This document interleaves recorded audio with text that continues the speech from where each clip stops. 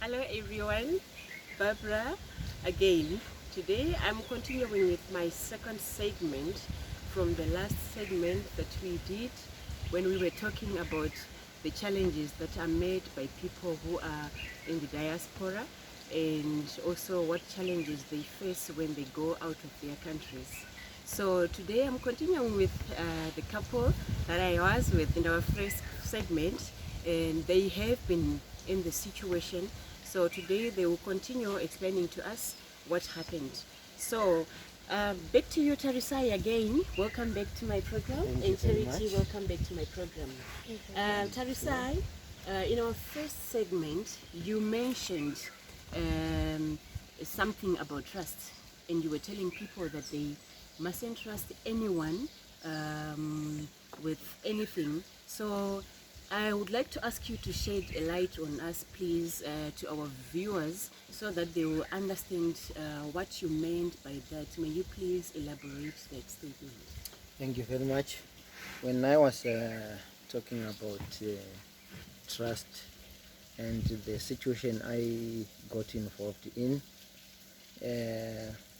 I said I was coming from Zimbabwe to South Africa. Then I wanted to get help from somebody whom I didn't know by that time. So I asked for a lift. Little did I know that the person was not trustworthy in some sense. So he took me to a place called Toyandoya. When we went to the bush, so he pulled out a gun and pointed it to me. And what he explained to me at that particular time, he said he was thinking that I've got diamond since I was from Zimbabwe. So he could not find anything. And then he left me on the midst of the bush. So I had to walk from the bush to the main road to seek for another help. I had no option but to seek for another help. And it was a terrible situation to me. I felt very, it was a painful situation, and I could not even think that I will find myself in such a predicament, but it happens in life. People are not always trustworthy. People are not always easy to trust if you see him by just your eyes. But so my emphasis is, of course we might need help, we can't live alone, but it's good to seek like public transport whereby a lot of people will be available rather than to seek for private assistance. You can easily get into my situation which I found myself in. So that's what happened on that particular day. Okay, yeah, I understand, and it's a very sad story. And what just came into my mind now is that you had left your family in Zimbabwe, and they were thinking that he's gone.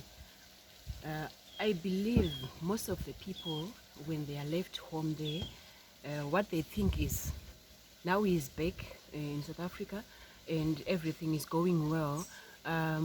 It has given me this thought that back home, I believe Charity was thinking that, no, yes, my husband is back to work, and I also believe that he had called his friends, his colleagues, that he's coming back to work on such a day, and then everyone on this side, there are people who are expecting you to come back to work, and on the other side there are people who are saying, no, Tarisai has gone back to work, and then after a day or 2 days we are going to hear him calling us that now I'm back to work, or now I arrived safely in South Africa. But I would like to thank God for intervening, because this was going to be a very bad situation today. Otherwise, we're not going to be seated today talking to him today. He was not going to be here. But we thank God that God assisted him. God was with him, and all the way until he got back to where he was working. So my question now, again, back to you, Tarisai. Yes. I understand from what you said yesterday. You said it wasn't difficult for you to get a job. And what I know, or what I've heard from other people saying, when they come here, I heard somebody telling me that when he came here, he wasn't working for 3, 4, 5 months, and where he was staying, he was telling me about those cardboard boxes where you can put some TVs when you are selling them. They could go to ShopRite, they could go to Checkers, they take those cardboard boxes and then build a house somewhere. And then that's where they were staying for 4, 5, 6 months. You can imagine what they were going through. But back home, the whole family is in Zimbabwe, and they are thinking that no, he's working. It's only that he doesn't want to give us money. There are people who believe that no, he just doesn't want to send us money. Yet he will be somebody who is in that situation. What can you tell our viewers about some of the people who come here? They don't get a job like quickly, and then they can live like for some months without having something to do. Yeah, it's in everybody's mind, as I see or as I know, from most Zimbabweans' perspective. They think that if you come down here, it's so easy. I think it applies to many people who are in diaspora. Most people who are left at home, they can just think that if you come or if you go outside of Zimbabwe, you can just pick up money from or under the tree.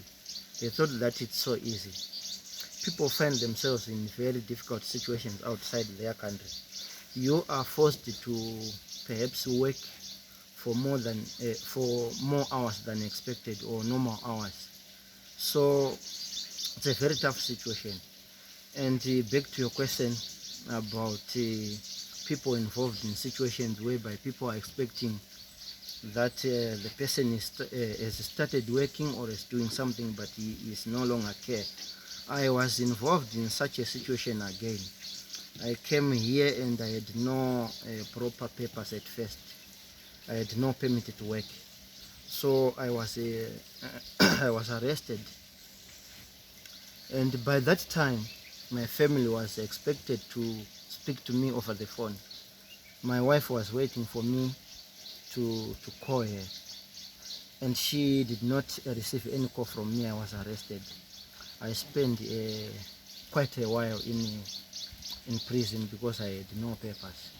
So such situations are there. Such situations, if people are not careful about such situations, they can think that you ignore them.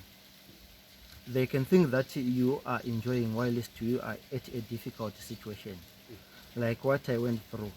So it's not easy. People should learn to give people time, especially those who have gone outside or those who want to look for something outside. Do not expect to receive anything as soon as possible or as soon as one has arrived to a new destination. It's not easy out there.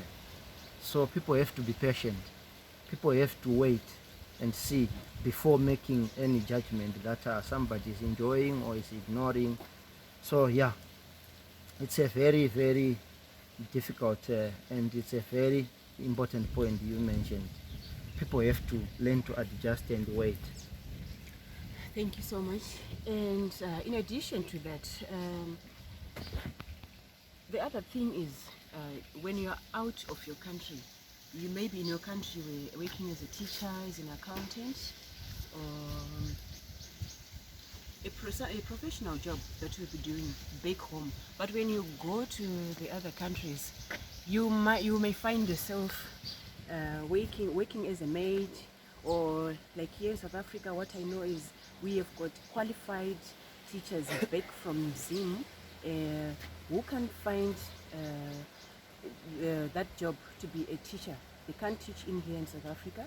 Yes, some of them got jobs, but some of them they can't. Not everyone can get anything that you want. So I know of somebody who is working in the car parks where you'll be directing cars and helping those people put their groceries in the cars. So I was shocked this other day when I went to this other mall with a friend, and she's from here, And she said, Anu, do you know that guy? I'm like, no. She said, no, he's a Zimbabwean. Yeah, do you know that he's your brother? I'm like, no, is it? And then I spoke to him, and I was happy to see my brother from home. So that's what happens here. You might find yourself doing a certain job that you never expected that you will be doing. So when you come, when you go to another country, people back home will be thinking that if he was a headmaster, he is going to be a headmaster there. Then they might even think of your salary. They will just say, oh no, he's getting such a money. Yet when you are expecting your husband or your wife to be getting 10,000, he's getting 2,000, he's getting 1,500 a month. And then you know, life outside there is very, very difficult. And from what we were talking about yesterday, you know, when someone say, please buy me this, please do this for me, if you could see or know what they'll be doing in the diaspora, you will be hurt. Like now, what I'm starting to feel now, that I know how hard people work in the diaspora, and then you send money home, and the way it's spent and the way you got that money, it's very difficult. And I hope we will learn something from what we'll be hearing from Charity and Tarisai. And back to you, Charity.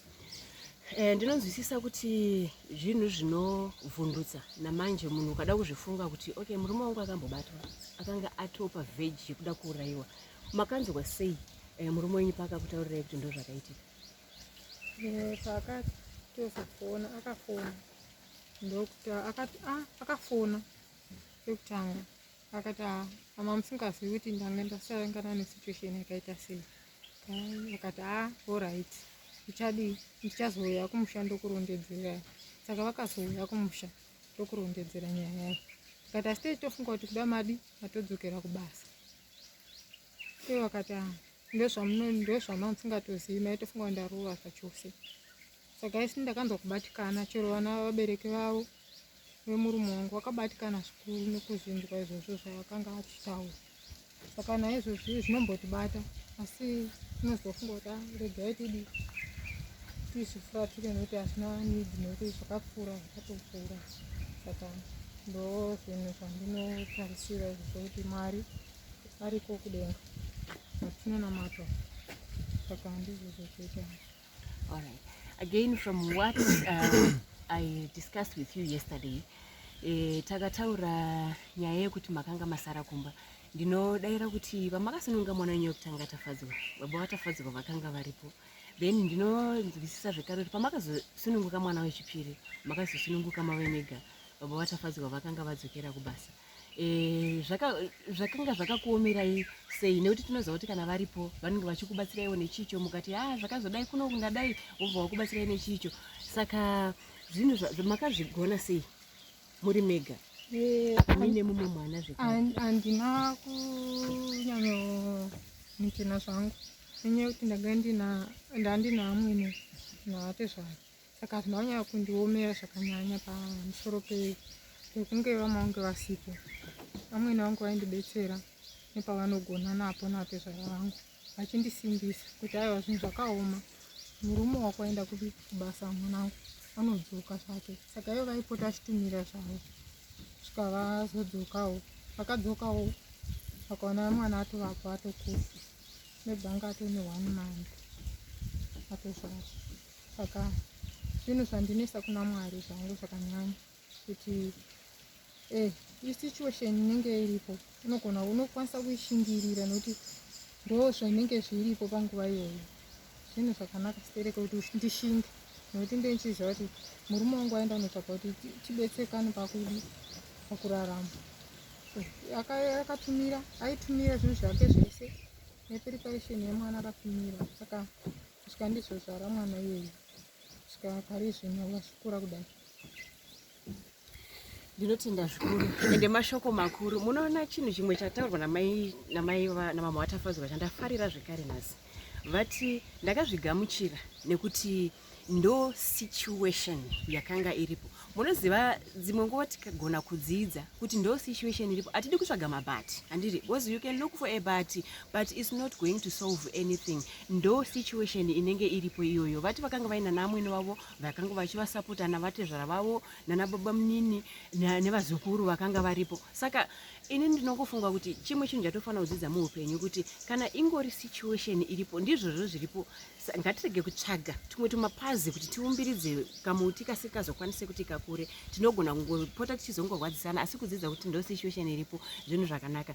So the other thing is yesterday we mentioned we talked about people who send things back home. The other thing that most of the people who are in diaspora that they are known about is not sending things at home, not doing anything at home. Some of them are believed to go back home in coffins, and then they are giving the people who are back home to help these people, to help them and to do everything that needs to be done. And also we have got people, it can be a wife or it can be a husband who go again in the diaspora, and when they are there they don't go back home. I remember someone telling me about a certain story of a man who went to a certain country, and when he was there, when he was settled, he found another wife, and then he called the wife back home, and they had 5 children. He called the wife back home and he said, please don't hold on to me, I think you can move on with your life, I found somebody here, and then that's it, please count me out of your life. I'll come back to you, Tarisai. What challenges are presented by that? Yeah, I think that's a very critical issue to discuss about. Anyway, let me just do it in short. People have got different situations, as I said yesterday. Some people come here and they find themselves in a situation whereby they cannot afford to manage their life pertaining to what they get after their work.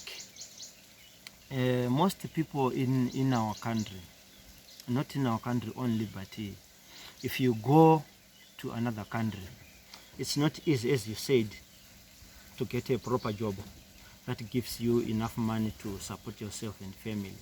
So some other people find themselves in such a situation whereby they can earn little, that they cannot even able to sustain themselves. So if one is not able to sustain himself or herself, what about those people left at home? So by the effect of time, people will end up and neglect their responsibilities at home, not because they want, but because of what they get.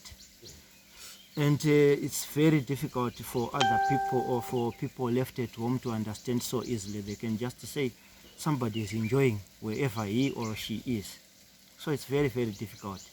And in other side of the story, some other people can just find themselves comfortable in a new environment.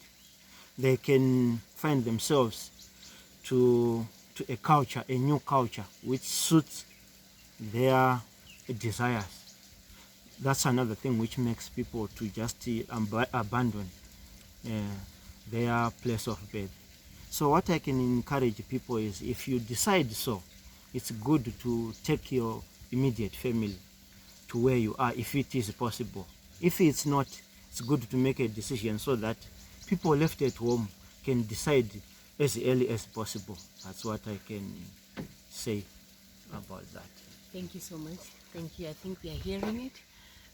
We need to make decisions, and I think when we are making decisions, we need to make proper decisions, because like the example that I've just given you, a wife is left with 5 children. So if you just decide that you no longer want to live with your wife, obviously she's not going to go there. Obviously you're not going to invite your kids to visit you or to stay with you. I think when we make our decisions, we need to make proper decisions, which will make the wife, you will leave your wife also in a better position to look after the kids. Like also if you say, I don't want you now, I don't want to live with you, maybe please look after your kids, and you need to look after your children. Because also what I know is when you go there, we are talking of maybe 5 months, you're not talking of maybe a year. You are out there, you are hunting for a job, and she's busy there looking after the kids. You're not sending anything, but she's trying her best also to look after the kids, and maybe everyone else or at home, back home, will be helping her, but she will be in question here. Your wife is in question. She is trying to do A, B, C, and D to look after the kids. So I think we are learning something here today. So Tarisai, I wanted to ask you, back home in Zim, I remember we used to hear that there was some other people who were scared to go to Harare because maybe someone might get hit by a car or a bus, and then so we used to hear also that before I came here to South Africa, I used to hear that if you go to South Africa is known by violence. May you please help us? Is there something that you learned from South Africa, moral lessons that you learned from South Africa? Yeah, From partially. South Africans. Yeah, partially. Let me just say, when I came here, I was forced or I was pushed by some factors which drives away a feeling of fear. Because I had ambitions, as I mentioned before. So I did not bother myself much about the behavior of people in South Africa. I witnessed a lot, as people said, that South Africans, they kill people, they kill each other, they are xenophobic and what. Yes, it's happening. But the extent at which people talk about, sometimes it's overemphasized or it's oversaid. People in South Africa have got love. That's the other thing which I noticed when I came here. I didn't know. I thought as well that South Africans are so wild, but I noticed that they are so lovely. Of course, some criminal elements are there. They do kill. At one point, I saw somebody being shot in front of me. They had such a behavior that they quickly lose temper and do regrettable things. But as time goes on, or as the government of South Africa put an emphasis on going to school, I think it became a turning point whereby people learn that no, it's not a good thing to just kill each other. Now the situation is improving, it's becoming better. And as for Zimbabweans, I think we do not have love. Naturally, I don't know what happened before that drives away love from Zimbabweans. For example, if you work with many Zimbabweans, it's actually totally different from working with South Africans. Zimbabweans can actually fight so that you can be fired, but South Africans, they don't care. They can just welcome you. They understand situations other than Zimbabweans. I'm not saying all Zimbabweans are like that, but some have got love, some have got care. We help each other, but it's not all of them. So yeah, that's what I think of that issue. Thank you so much, Mr. Tarisai. Just a quick one, because now it's raining, we have to go. I just wanted to ask you again the last question. Do you have any prospects of going back to Zimbabwe? Yes, I do. I think in a short period of time, if things goes well, I'm thinking of moving back home. Unfortunately, the situation is not improving at all, but my desire is to go back and establish again at home if the situation permits me to do so. Thank you so much. It's raining. We are happy to have rains. We need the rains, and we have to go. But thank you so much, viewers, and thank you so much, Tarisai and Thank you Charity. very much. Thank you. Thank you.